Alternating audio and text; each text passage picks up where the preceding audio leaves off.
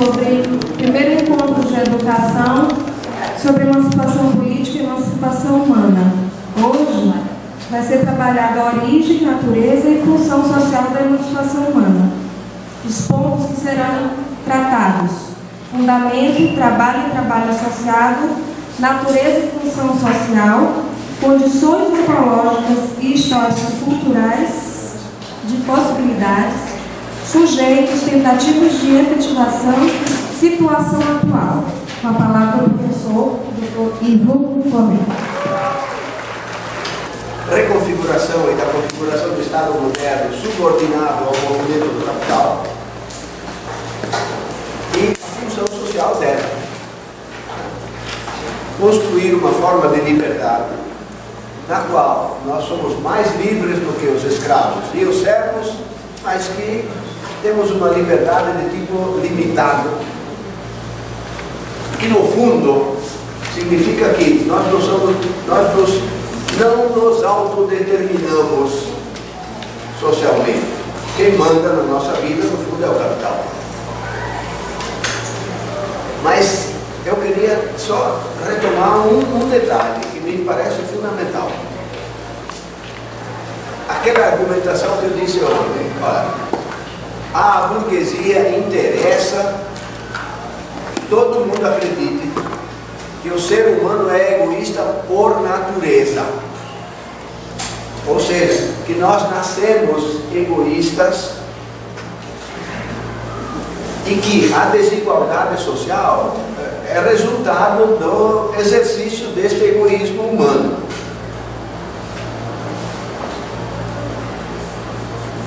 Ou seja, se isto for verdade, significa que a desigualdade social é insuperável. Cada um busca a satisfação dos seus interesses, uns ganham mais, outros ganham menos, uns são mais dedicados, mais esforçados, mais empreendedores, né? Se dão mais, se dão melhor, e outros ficam para trás. Esta seria a origem da desigualdade social, e a única coisa que nós poderíamos fazer, e segundo a teoria liberal burguesa se faz, é estabelecer determinados limites políticos, determinadas formas políticas, né, que permitissem o exercício desse egoísmo, limites jurídicos através de leis, limites morais através de normas, que delimitariam o campo dentro do qual se dá o exercício do egoísmo. Em muitos movimentos rurais, o que é emancipação humana, que se pensa que, e qual é o seu fundamento, que é o trabalho social, que se pensa que economia solidária, trabalho cooperativo, ou até trabalho voluntário, né? Nós trabalhamos aqui, digamos, 5 dias por semana, no sábado, né? Dependendo da nossa boa vontade, do nosso coração piedoso, né? Vamos dar um trabalho voluntário aí. Isto também não tem nada a ver. Por que não tem nada a ver? Porque trabalho associado é uma forma de transformação da natureza. Lembre-se, trabalho é sempre transformação da natureza, só. Trabalho associado é uma forma de trabalho livre, consciente, coletiva e universal. Bom, nós poderíamos parar agora para pensar sobre cada um desses itens, mas vou passar rapidamente, dado o tempo. Porque o que significa ser um trabalho livre? É um trabalho em que os produtores são autodeterminados e não heterodeterminados, não determinados por algo de fora. Nós, hoje, trabalhamos, ou então lá, pegando os operários mesmo, que transformam a natureza, trabalham. Mas quem é que manda no trabalho deles? Obviamente não são eles. Eles têm que fazer aquilo porque há uma força maior que os obriga a fazer aquilo, que é o capital. A reprodução do capital é que exige isto ou aquilo, né, e, portanto, determina aquele tipo de trabalho. E determina todo tipo de, digamos, de atividade humana hoje. Mas trabalho associado só pode ser, neste sentido preciso, um trabalho em que os produtores são a decisão final. E para isto eles têm que ter consciência disto, óbvio, não podem ser cegos a respeito da problemática. E como o trabalho é sempre uma atividade coletiva, tem que ser pensado em termos de coletividade e não eu vou fazer um trabalho associado sozinho, não faz sentido.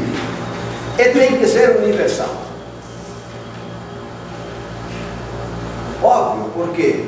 Porque a humanidade hoje é toda interdependente. Em nenhum canto do mundo, em nenhuma região, em nenhum país é possível suprir todas as necessidades, né, isolando daquele país. Daí porque a ideia de socialismo num país só não faz o menor sentido. Olha, isto vocês podem de novo encontrar na ideologia alemã. Claro, o sistema capitalista desenvolveu forças produtivas de caráter universal e desenvolveu indivíduos de caráter universal. Só que esses indivíduos, por causa das relações capitalistas, não podem exercer a sua universalidade. Esta é uma nota fundamental. O trabalho associado só pode existir em nível universal. Não pode existir em nível particular de um país ou de uma região. Bom, o trabalho associado, por sua vez, implica, né, ou melhor, tem como condição para a sua existência um autodesenvolvimento das forças produtivas. Ou seja, uma capacidade humana de produzir riqueza material suficiente para atender às necessidades de todos. O que significa que não pode existir trabalho associado, e obviamente comunismo, que é o fundamento do trabalho associado, na base da pobreza, na base da miséria, na base da precariedade, na base do atraso econômico. Isto não pode existir. E o Marx ele já advertiu, né? Pensar um comunismo local, na base da pobreza ainda, isto é coisa de cristão. O cristianismo, né, pode até imaginar que é possível na base da boa alma das pessoas, da boa intenção, né, construir uma forma de sociabilidade comunista, na base não importa, na base da pobreza, a gente é pobre, então nós vamos dividir tudo um pedacinho para cada um. Não, isto não é possível. E não é possível exatamente porque, na base da pobreza e da miséria, determinadas relações sociais vão impedir que a gente seja solidário. Veja, sempre a conexão. A solidariedade não vem de dentro. Nós somos pobrinhos, mas a gente vai aqui, nós somos em 100 pessoas e tem 10 pães. A gente divide um pedacinho para cada um, todo mundo está satisfeito, beleza. E uma vez a gente faz isso. 2 vezes a gente é capaz de até fazer isso. Na terceira você olha para o pão do outro e você pegou um pedaço maior. E aí começa a briga. A miséria, a pobreza, a precariedade vai repor sempre, mesmo que ela consiga durante um certo tempo, digamos, frear essa competição de tipo capitalista, mas daí a pouco ela vai voltar a ser reposta. Portanto, é condição absolutamente fundamental que exista um desenvolvimento das forças produtivas, da capacidade de produzir riqueza suficiente para atender às necessidades de todos, que possam comer bem hoje, amanhã, depois. Você está falando um dos aspectos que deformam o conceito de comunismo e acaba que leva o nosso projeto de sociedade por água abaixo. Mas espera aí, comunismo? A gente vai mesmo viver num regime, uma ditadura comunista, do proletariado, não sei o que das contas. No meu site vocês encontram um livrinho chamado Sobre o Socialismo. Eu comecei o livrinho dizendo, olha, o que não é socialismo? Não é um paraíso terrestre, não é uma sociedade sem nenhum conflito, não é uma sociedade composta por assim, eu ouvi um pouco da sua exegese aí, assim, aí vem na medicina, você tenta conciliar uma coisa com a outra, assim, aí eu analiso assim, o comunismo perfeito é uma sociedade mundial pacífica, né, igualitária e consciente, e todo mundo trabalhando sempre igual, e não existe um para ter a voz soberana lá, que todo mundo se serve, que todo mundo é farto, que todo mundo é igual, e que na hora de um servir o outro não precisa ser exigido, porque conscientemente as pessoas... Então isso é lindo, né? Mas para isso temos que partir do que eu comecei aqui, botar o chão. Uma forma de trabalho tem que ser claramente posta como sustentação desta forma de sociedade. Então estamos partindo da categoria do trabalho associado, né, deixando bem claro o que ele é e o que ele não é, para poder então ele fundar uma outra forma de sociabilidade, como você está colocando. Voltando ao trabalho associado. Ele tem como pré-condição um alto desenvolvimento das forças produtivas capaz de produzir riqueza em quantidade e qualidade. Não é só produzir muita coisa. Porque se produzir muita coisa, você produz hoje e tem um enorme desperdício. Por que hoje tem desperdício? Porque não são os produtores que mandam no processo. A sociedade grega nos levou Platão, Sócrates, Aristóteles, Arquimedes. E a literatura grega. Mas em função do tempo livre. Só que lá esse tempo livre era em função do trabalho escravo. Hoje nós chegamos num novo momento da humanidade que nós podemos ter tempo livre para todos. Né? Isso. Em resumidas contas agora, trabalho associado funda o reino de uma sociedade efetivamente livre, mas ele ainda não é a forma mais elevada possível da liberdade humana. Ele é o trabalho associado com essas características, todo mundo dando a sua contribuição para produzir a riqueza, trabalhando pouco, trabalhando com a finalidade de atender as necessidades humanas, podendo dizer o conjunto dos produtores quais são as suas necessidades, o que produzir, como e como distribuir as coisas produzidas. Não há forma de trabalho mais elevada possível. Esta é a forma mais elevada possível. E por isso é que ela vai dar origem à forma mais elevada possível da existência da liberdade humana. Porque o trabalho ainda não é a forma mais elevada possível da liberdade humana. Quem trabalha lá no campo sabe mais do que eu disso. Quando é que você tem que plantar milho? Quando está na sua telha? Não, né? Tem um tempo, uma época determinada. Se você plantar em outra, provavelmente não vai dar nada.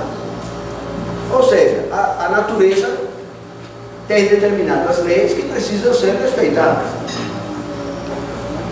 É claro que isto é um certo limite da atividade humana. Mas nós não somos anjinhos, então temos que respeitar as leis da natureza. Podemos transformar a natureza da forma mais humana possível, sem dúvida nenhuma. Mas, tempo de plantar é tempo de plantar. Tempo de colher é tempo de colher. Então, o trabalho mais livre possível, que é o trabalho associado, ainda tem uma certa heteronomia. Ele é comandado pelas leis da natureza. Como nós dependemos da natureza, não dá para ir para além disso. Mas, mesmo assim, é possível fazer o trabalho em condições muito humanas. Como esse trabalho é muito pouco. Digamos, sem utopia nenhuma. Digamos, um dia na semana. Você põe esta base material, o resto é tempo livre. E o Marx, lá no Capital, em determinadas páginas, diz claramente isso. O reino, a emancipação humana é a síntese entre o reino da necessidade e o reino da liberdade. Só atenção a um detalhe. O reino da necessidade pode ser entendido em dois sentidos. No sentido da existência da carência ainda. O tempo das cavernas, o tempo do escravismo, o tempo do feudalismo, e até uma parte dentro do capitalismo, ainda não havia capacidade de produzir riqueza suficiente para todo mundo. Então, claro que está no reino da carência. Mas não é este sentido que Marx usa.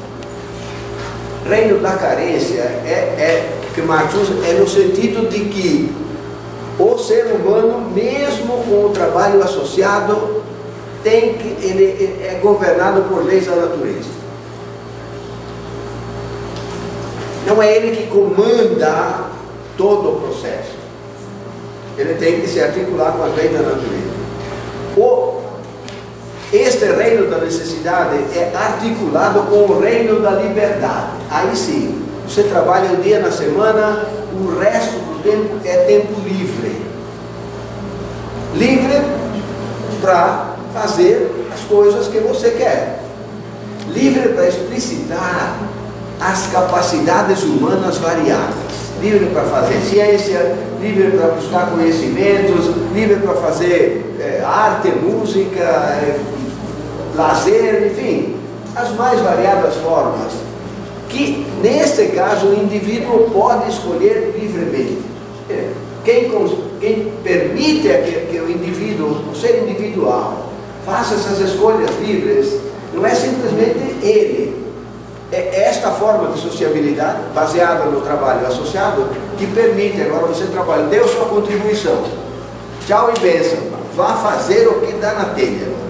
Aí sim, é claro que isto supõe, uma coisa que nós vamos tratar depois, isso supõe um processo de mudança dos próprios indivíduos. Indivíduos egoístas, indivíduos autocentrados, como nós somos hoje, não prestariam para uma sociedade emancipada. Não é uma questão de querer, é uma questão de configuração. E esta configuração não muda do dia para a noite só porque eu quis.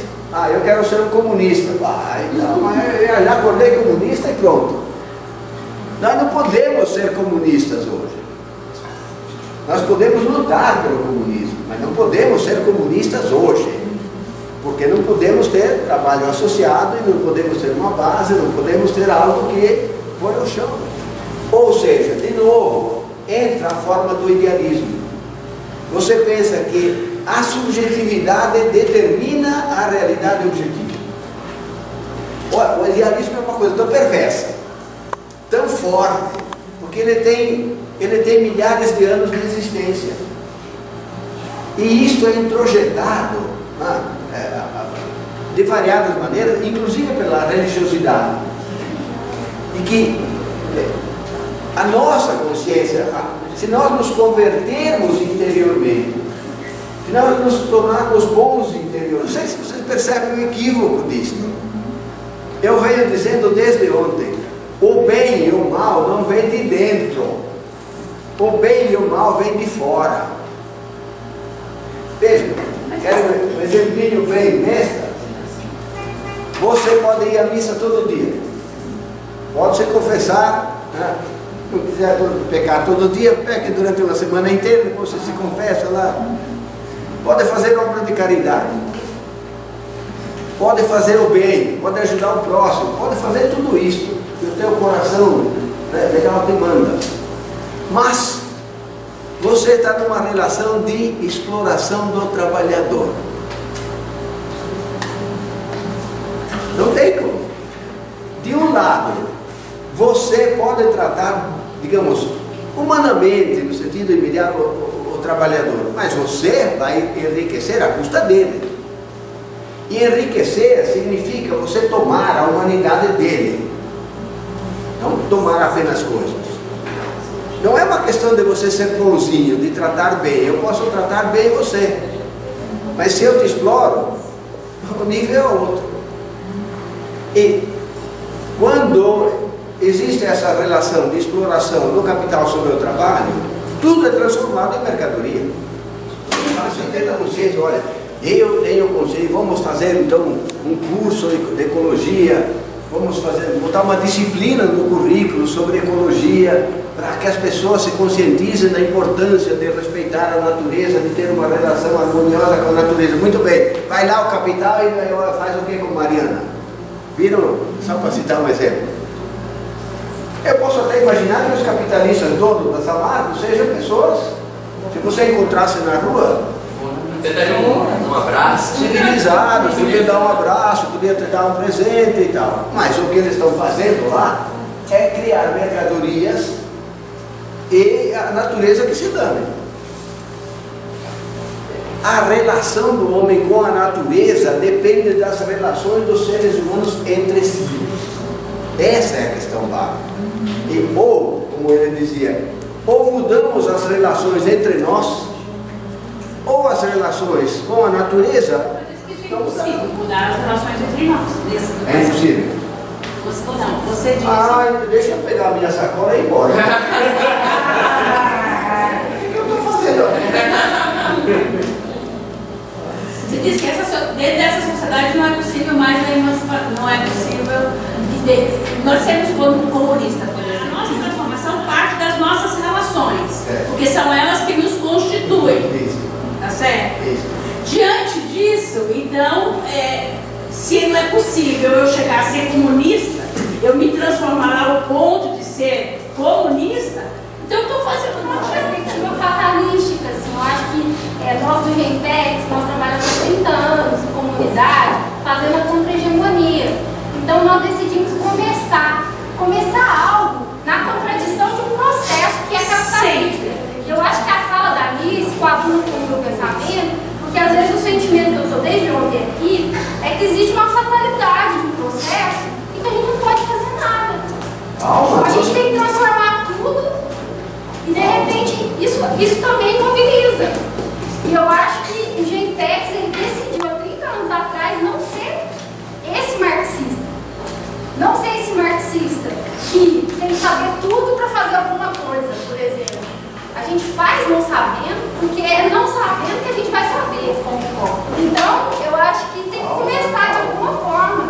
E aí eu sinto desde ontem esse fatalismo, essa hierarquização dos saberes. E eu acho que isso não dialoga com a perspectiva marxista do Gentex. Mas eu acho, por exemplo, quando ele coloca uma questão macro, de uma visão do todo, de toda uma sociedade.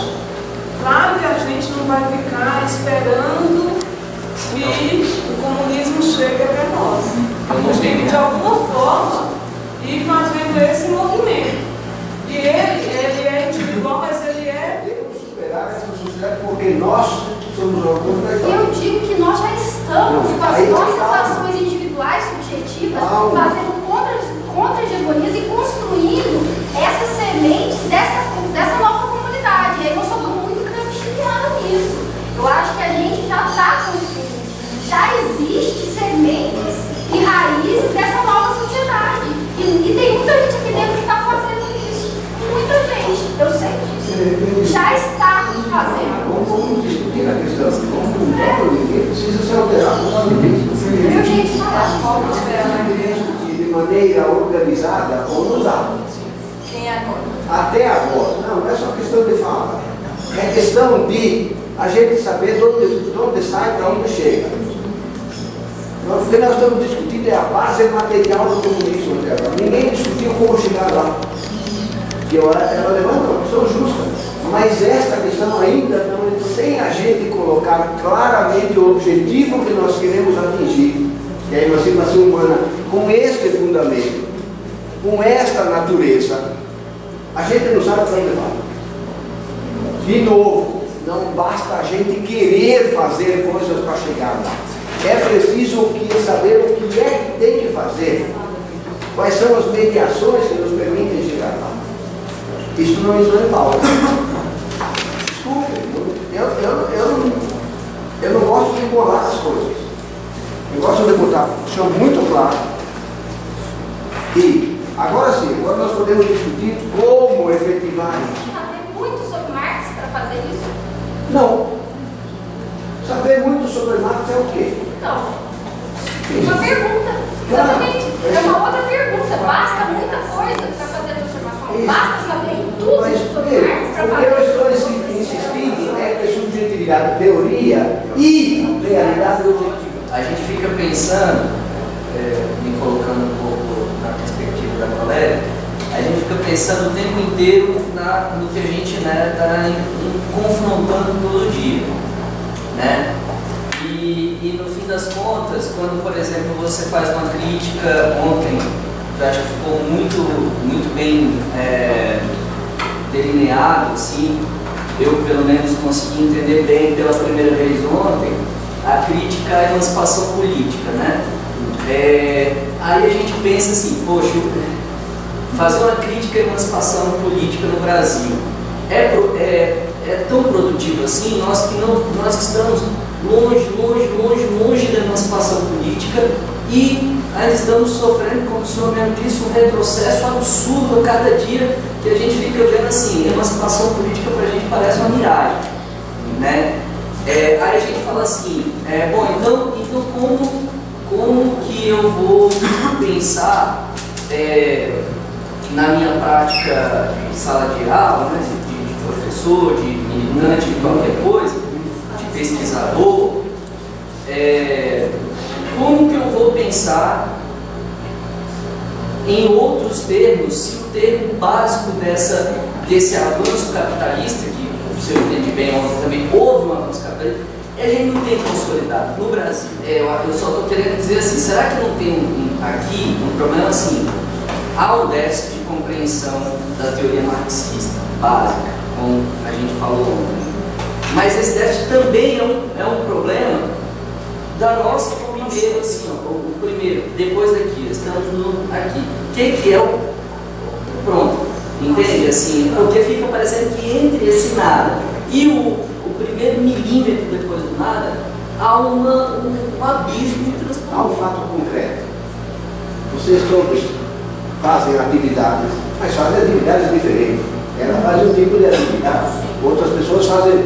Nós precisaríamos chegar ao momento em que pudéssemos dialogar sobre cada atividade para perguntar, bom, como é que a sua, eu só vou fazer perguntas sem discutir, como é que a sua atividade se conecta com a emancipação humana? Ou como é que a nossa, a minha, todo mundo vai ter que se perguntar isso.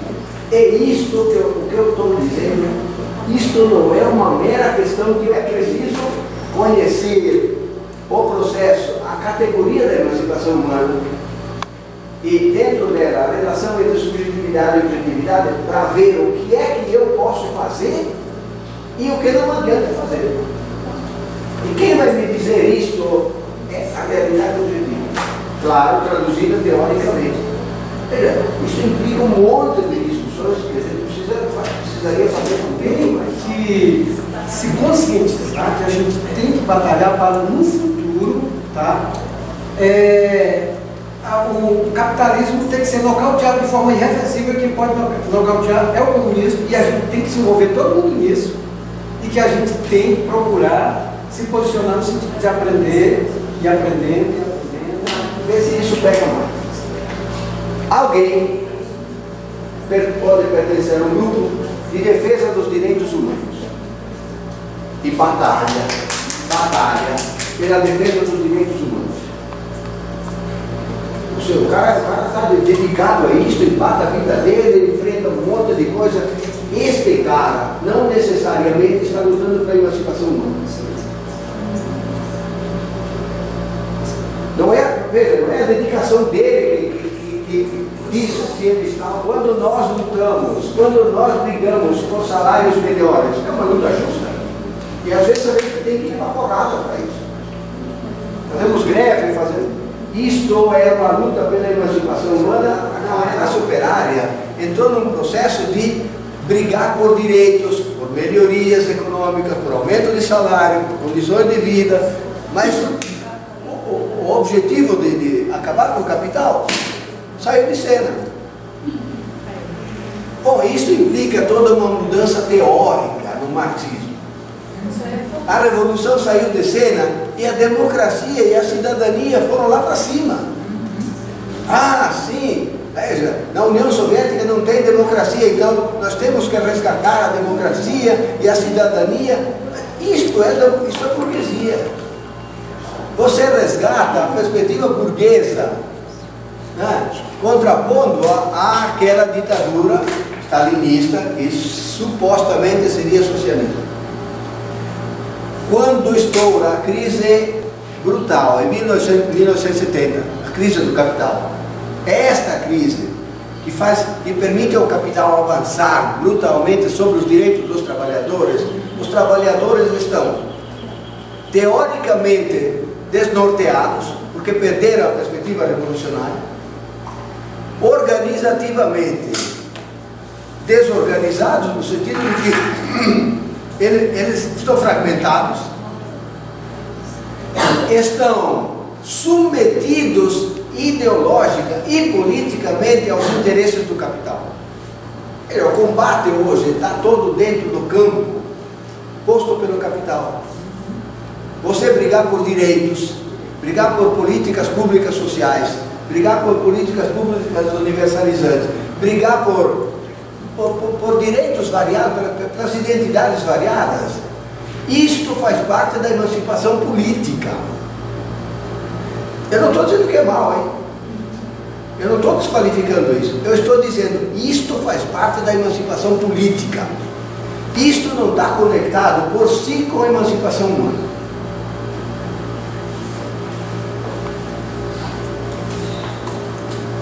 Ou seja, os trabalhadores estão diante de um capital organizado.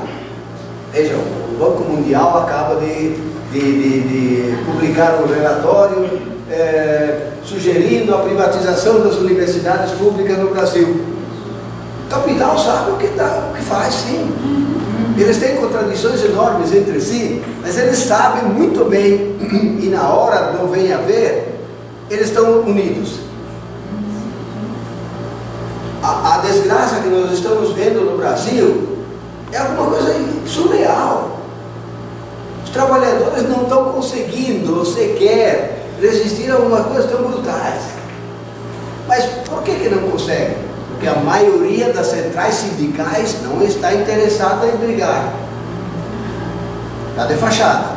A maioria do sindicalismo, a burocracia sindical não está interessada numa briga. Vamos fazer apenas uma suposição.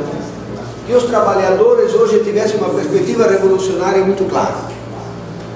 Acabar com a propriedade privada, acabar com o capitalismo, acabar com o Estado.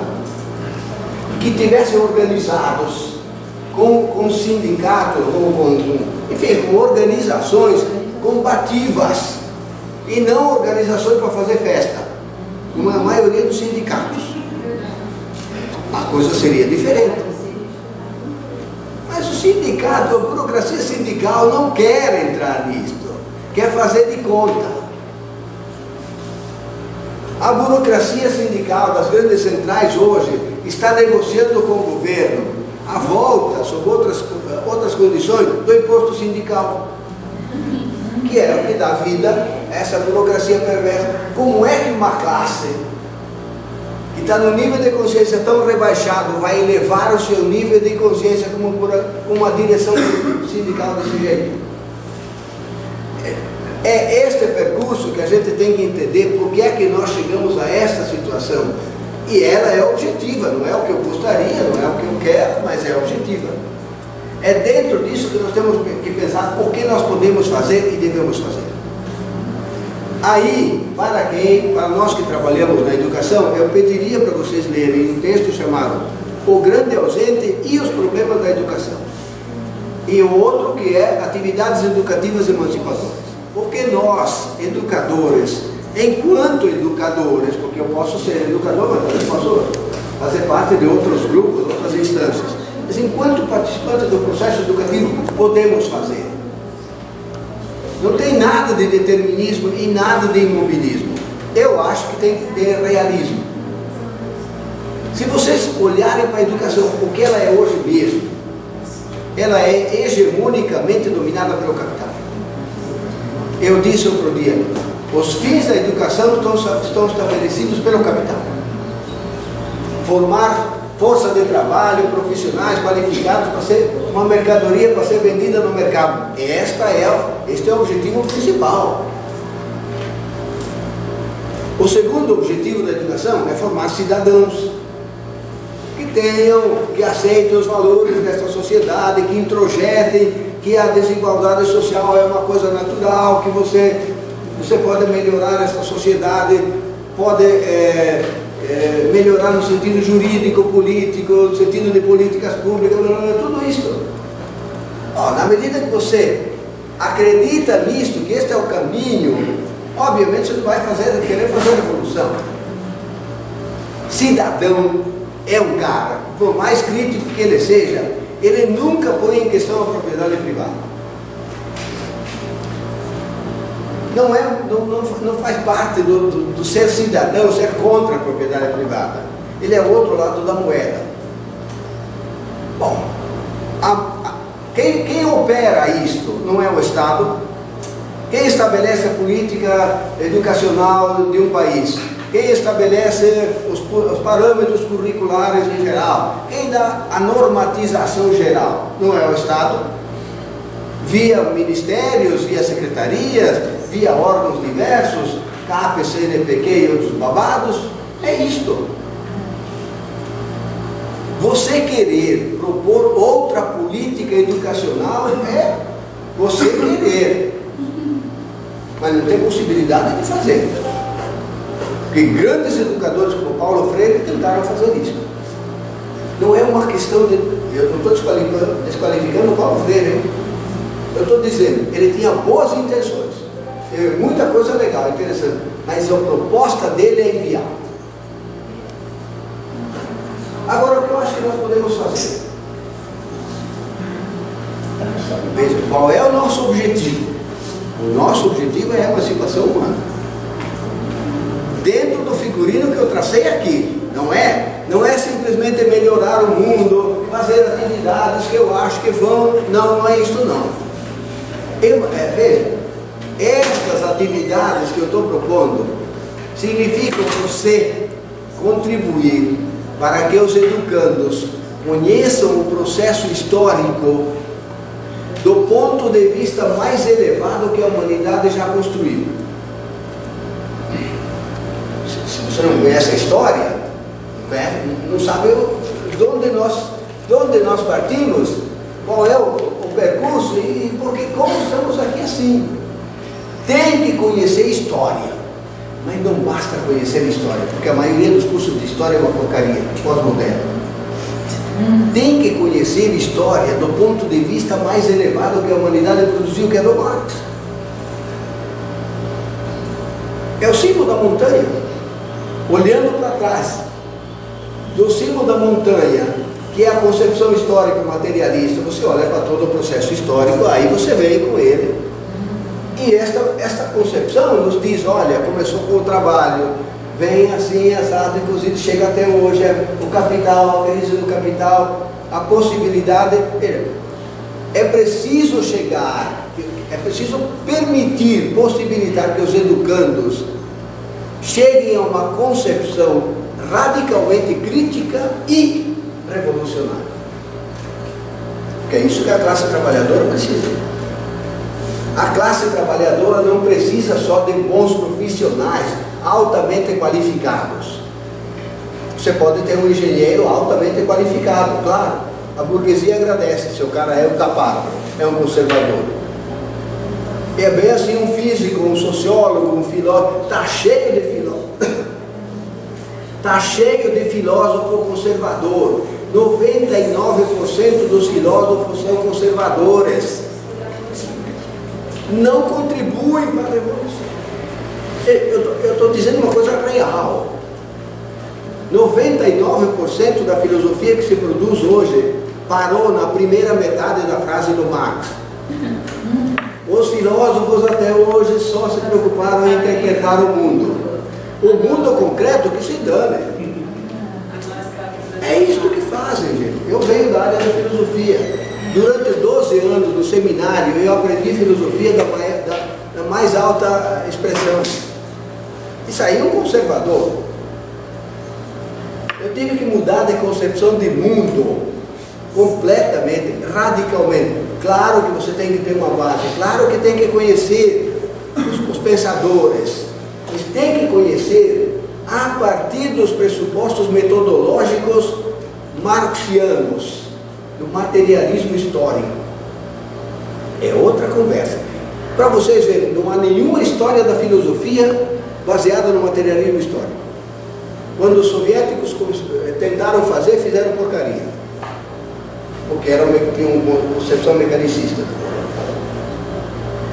Então, a primeira coisa que eu acho que nós podemos fazer é contribuir para que os educandos tenham acesso a esta compreensão histórica a partir dos referenciais mais elevados que a humanidade já produziu, que compreendam o processo histórico, que compreendam o sistema capitalista, a partir da sua lógica do trabalho assalariado, como é que surge toda a lógica do capital, a emancipação política que nasce dele, que compreendam a crise atual, que compreendam e tenham uma base racional para a emancipação humana, que compreendam que é possível, veja, que é possível mudar o mundo e que nós podemos trabalhar nesse sentido.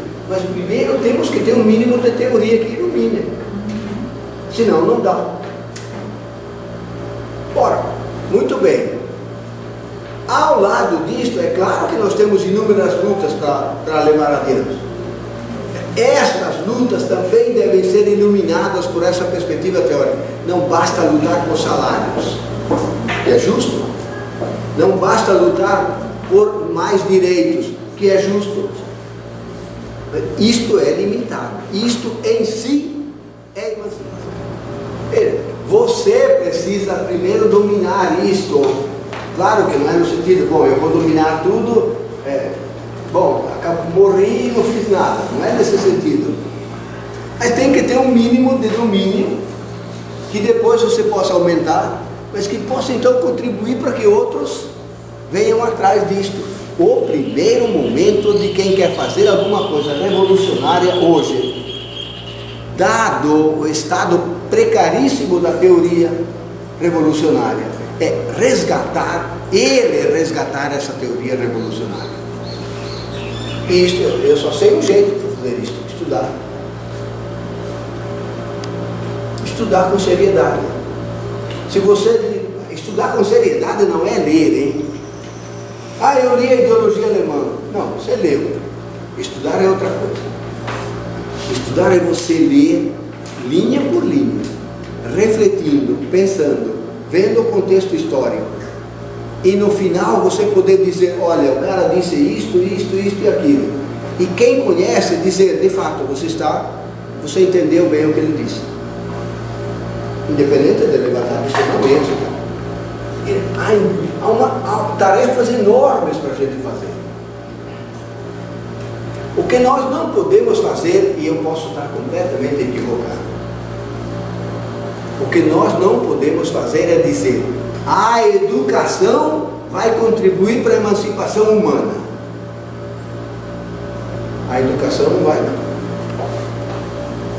A educação, no máximo, pode levar até uma certa apreensão, uma certa apropriação desse patrimônio histórico, das ideias que foi sendo construído, uma certa apropriação.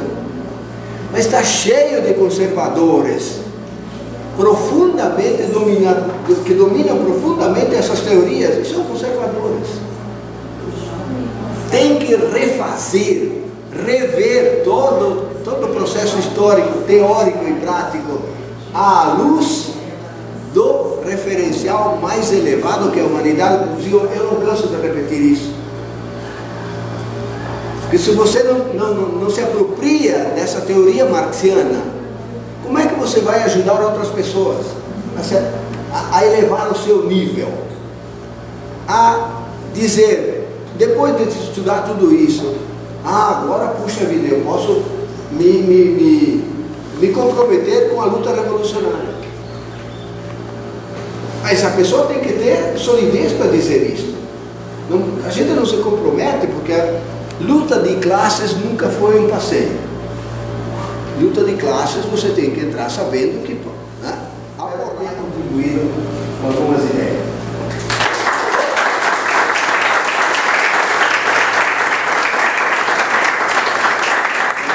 Alguém tem mais alguma pergunta, professor? Iva, porque quando você falou que educação, eu sou professora, tá, gente? Então, por isso que a pergunta vai nesse sentido. Na verdade, é mais um breve esclarecimento. Você falou, a educação não vai fazer a revolução. Tá, beleza, a gente sabe.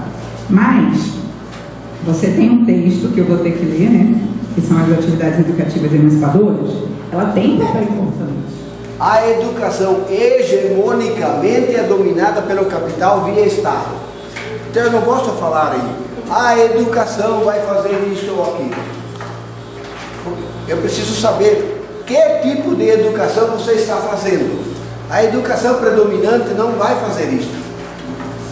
A educação predominante, no máximo, permite o acesso a um certo grau de saber acumulado pela humanidade, perfeito? É uma condição necessária, importante e tal. Mas se ela permanecer aí, não vai levar à emancipação humana. O que nós podemos fazer no interior da educação, porque ela é um processo contraditório, porque de um lado você tem os interesses do capital e de outro lado os interesses do trabalho. Se nós assumirmos os interesses do trabalho, então nós podemos fazer atividades educativas que podem chamar de contra-hegemônicas, se quiser. Eu chamo de atividades educativas emancipadoras, porque permitem às pessoas ter acesso a um conhecimento, não só aquele básico tradicional, mas um conhecimento da perspectiva mais elevada que a humanidade já produziu, que é do Marx. Ou seja, permitem o acesso a um conhecimento radicalmente crítico, conectado com uma transformação radical do mundo. A educação, em geral, não faz isso. Estas formas particulares de educação podem fazer isso. Espero ser bem entendido. Eu não gosto de falar a educação, porque é uma abstração. Educação em favor de quem? Contra quem? É isso que a gente precisa. A discussão está bem profícua, né? Mas já está chegando a hora, né? E aqui eu queria, em nome do grupo de Ensino, Pesquisa, Extensão e Educação Popular, Estudos Filosóficos e Histórico-Culturais, um nome enorme, né? Que significa GPETS, né? Agradecer ao professor, né? Por ter disponibilizado o precioso tempo dele para estar conosco nesses 3 dias. Aprendemos bastante. Eu creio que cada um daqui saiu sacudido, né? E com o roteiro que o professor apresentou, né?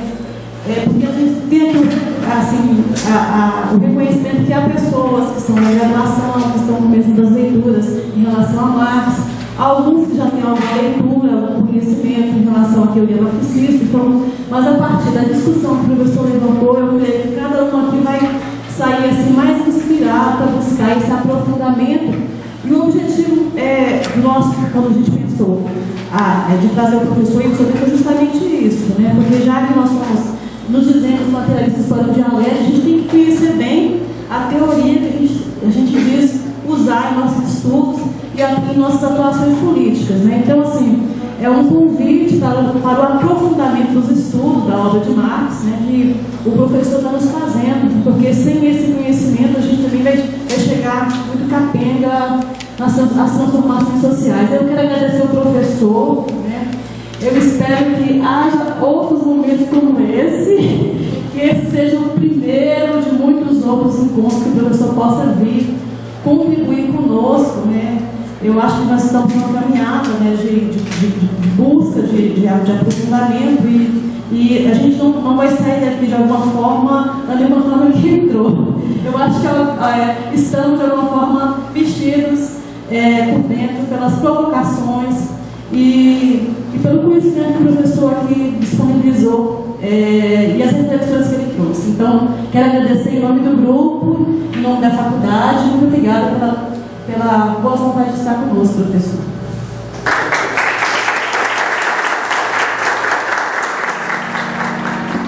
Para mim é revolução. Teoria, prática e revolução. Revolução. Emancipação. Contradição. Inquietação. Trabalho coletivo. Fundamento. Reflexão. Problematização. Busca. Aprofundamento. Trabalho associado.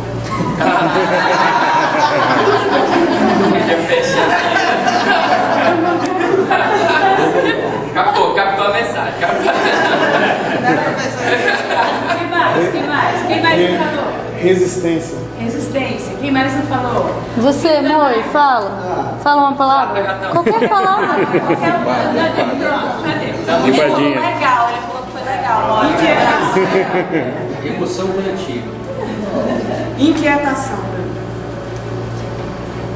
Desconstrução, outra palavra.